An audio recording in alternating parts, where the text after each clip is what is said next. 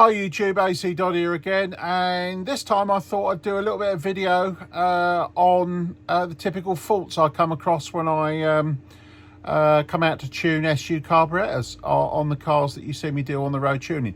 So what made me think about doing this is I got some feedback and people asked me it might be a good idea to present a little bit of video on what I typically find. So what I've done is I've made a list.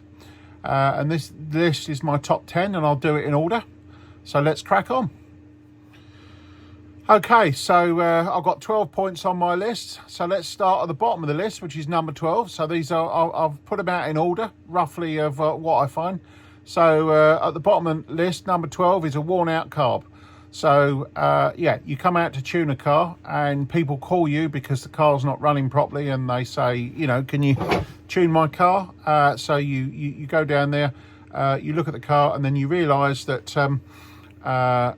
whatever you do with the carburetor wants to do its own thing. So what that basically looks like is when you try and measure the fueling, you'll find the fueling wanders. Because the carb is unable to baseline and hold the mixture that you set. And that's usually due to worn needle valves, worn throttle spindles with air leaks, missing seals on throttle shafts and or wear, and associated other maladies that you get with a worn SU carb. So yeah, the only repair in that case is to sell the customer a rebuilt item and then carry on with the tune. Okay, so moving on to number 11, we have wrong dash pot spring fitted. So I come out to cars, obviously you get called to tune up, there's a problem, you turn up, you look at it, and the carburetor is in a hell of a mess. All the bits and all the facets are wrong, but the most major one wrong is someone's fitted a green spring, you know, in a standard 998. or a standard 1275 engine, so typically a HI 44, someone's put a green spring in there, or it's a turbo and someone's got a red spring in there instead of a green one, things like that.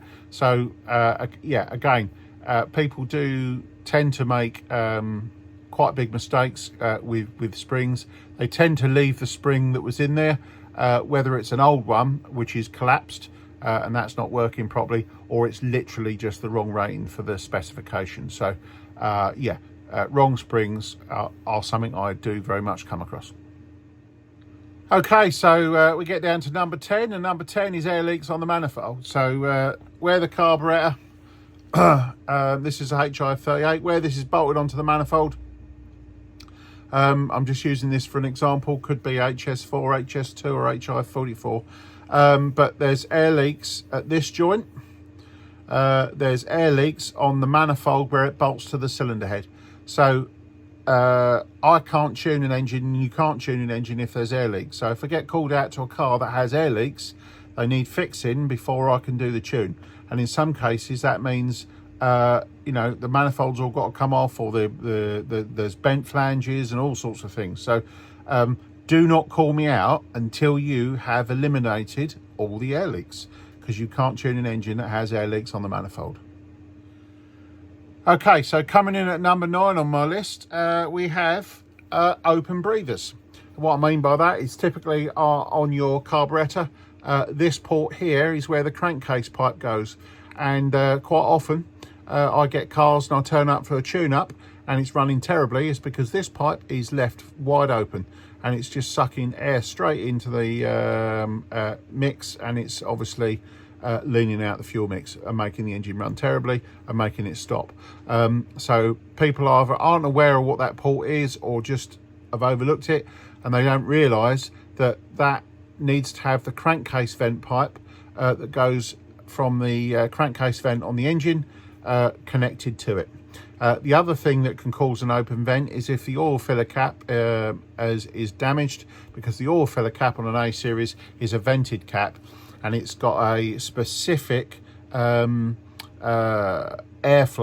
So it's not open, but it's got a slight airflow, so it allows fresh air to be drawn into the engine, mixed with the fumes, and then drawn in here and burnt. So it's important that you have the right oil filter cap fitted on the engine if you're using a closed circuit system. and the closed circuit system is very much recommended for road car applications.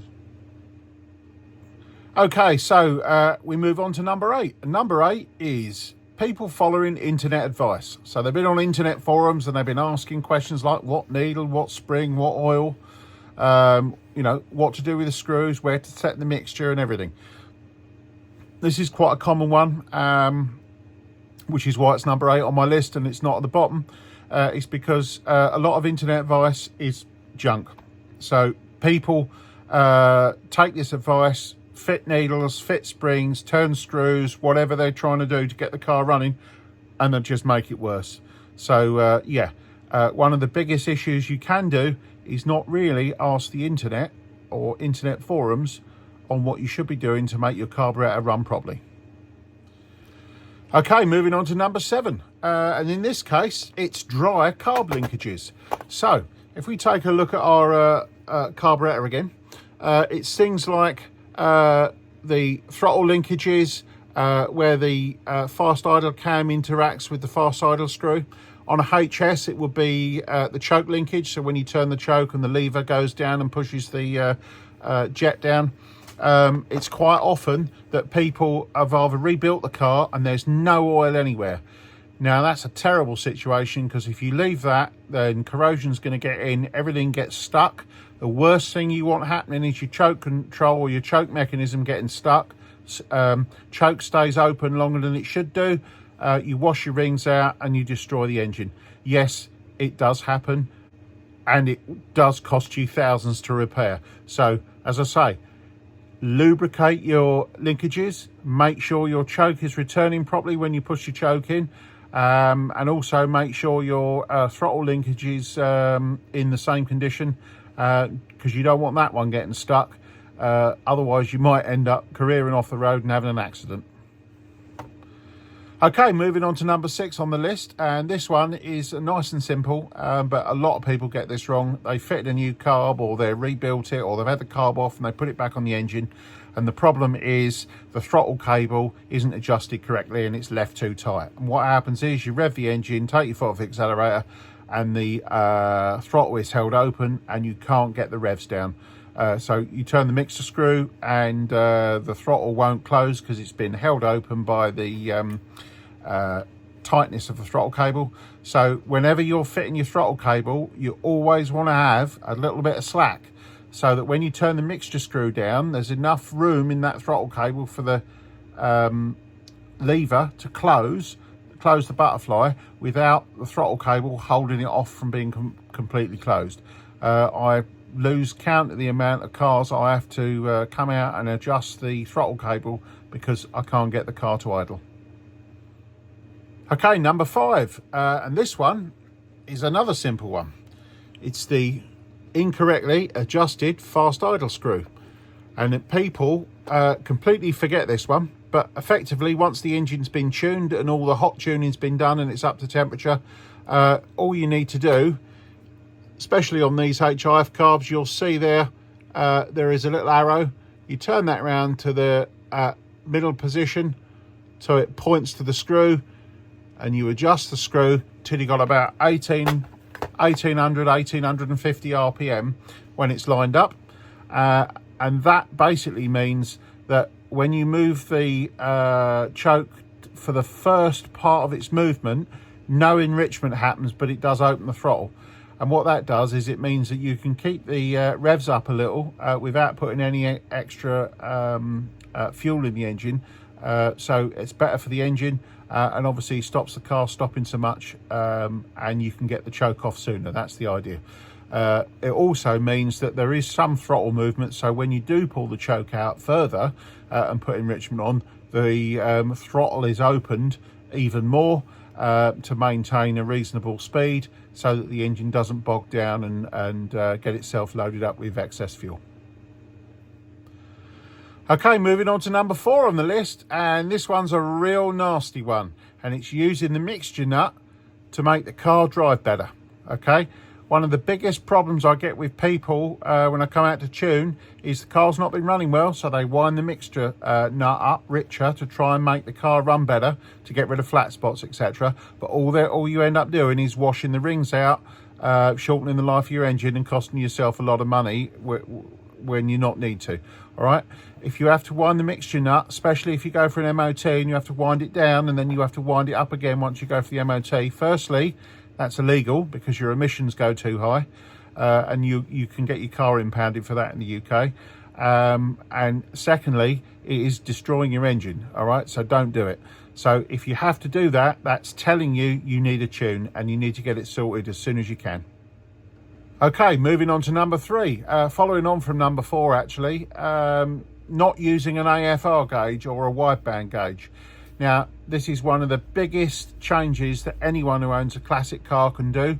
If I was in charge of the country, it would be a legal requirement to fit one, because having one fitted does many benefits. Okay, it means you can set your car and your fueling accurately and correctly, so you're minimizing emissions.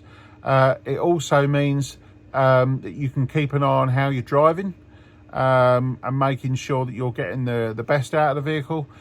You can also see when the engine goes out of tune. You can see when it needs work. You can also see if somebody's worked on the car, if they've ruined the mixture setting, etc., etc.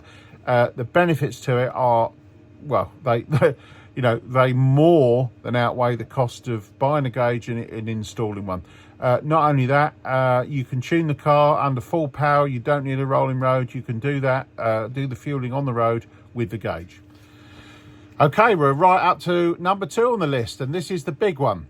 And by far one of the biggest issues with badly running cars is the wrong needle that's been fitted in the carburetor, giving a completely inadequate fuel supply or fueling curve for the engine while it's running. So that could mean it's too rich, it can mean it's too lean, and I don't mean it just idle. I mean when you're running at part throttle, when you're cruising, when you're on progression or full power, the needle is not sufficient to supply all those requirements. So you can get cars that are right in one area and wrong in somewhere else, or wrong in the most crucial area. And the most crucial area is actually where you spend most of the time, okay? And that is part throttle and cruising, okay? So 95% of your driving is at part throttle, just touching the throttle. And that is the most critical area to get right, because that's where most of the engine wear happens when you're driving. Now, there is a second area of the needle that needs to be right, and that's full power, okay? And that, what I mean by that is it needs to be right, because if it's not got enough fuel, you run lean at full power, you can end up damaging your engine. So it's always good to verify and get the best out of your engine by monitoring your fueling, as we said on number 3 there, having a gauge installed so you know what's going on. Or if you don't have a gauge, then obviously using a competent rolling road to be able to verify that your fueling is correct everywhere and every throttle opening. And last but not least, number 1, and you've all been waiting for, in this case, it's not enough oil, or the wrong piston damper fitted in your carburetor. So this is by far the biggest one, and usually the biggest culprit is not enough oil. So the piston is just free to lift up, partly because it's only partially filled. So obviously having a correct amount of oil in there means that the piston can work for its full extent. And then we get to the right type of oil. Well, that goes in conjunction with the right piston damper. So, if you change piston dampers, you need to change the oil. And obviously piston damper also regulates up and down of the piston. So people not having these correct can make all sorts of issues with the car. But typically when you put your foot down, it either goes too rich or too lean, or holds the engine back, stunts the performance because it's rising too slowly. And it can also cause going rich on overrun, and also going lean on overrun as well. So the whole thing needs to be set up correctly. And again, typically one of the biggest culprits here is going back to the previous issue, which was number 8, which is internet advice. People taking internet advice for choosing the oil or the dampers. it has to be measured. You cannot take advice. It's different for every single carb and every single application. Okay, so just bringing this video to a close. Hopefully you found that useful. The most important thing here is to take the advice of what's been given here. This is what I actually see when I go out to cars. People not doing things, not setting things up, not even putting oil in dash pots, even adjusting throttle cables and oil in linkages. They're not doing it. And these things all need to be done to get the best out of your carburetor and so that you have a good experience with your vehicles. With all that being said, as ever, please like, subscribe, and I'll see you soon. Thank you very much.